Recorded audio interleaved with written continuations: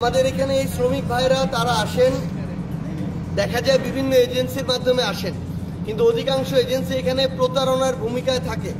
ভারত থেকে আমাদের একই একজন শ্রমিক ভাই আসতে ৬০-৭০ হাজার টাকা, সর্বোচ্চ ১ লাখ টাকা খরচ হয়, কিন্তু আমাদের ভাইরা প্রায় ৫-৬ লাখ টাকা খরচ করে এই দেশে আসেন। তারা যে ওয়ার্ক পারমিট পায়, আকামা যেটাকে বলে, সর্বোচ্চ ৩ মাসের থাকে, দু একজন হাতে গোনা ৬ মাসের থাকে, কিন্তু যখন এটা শেষ হয় তারা প্রত্যেক অবৈধ হয়ে যায়।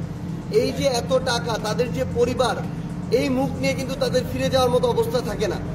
তাদের অবৈধভাবে এভাবে ঘোরা লাগে। তারা যদি পুলিশের হাতে কোনো সময় পড়ে, তাদের বছরের পর বছর জেলে থাকার সম্ভাবনা তৈরি হয়। এটা হলো ১ নম্বর সমস্যা। তাহলে এখানে দুইটা মেইন, যে এই এজেন্সিগুলো প্রতারণা করে এবং তারা তাদের জায়গা থেকে অনেক বেশি টাকা হাতিয়ে নেয়। এই ক্ষেত্রে যদি রিক্রুট করার যে ব্যবস্থাটা বিভিন্ন দেশে এটা করতো, তাহলে তাদের এই জীবনের নিরাপত্তাটা থাকতো,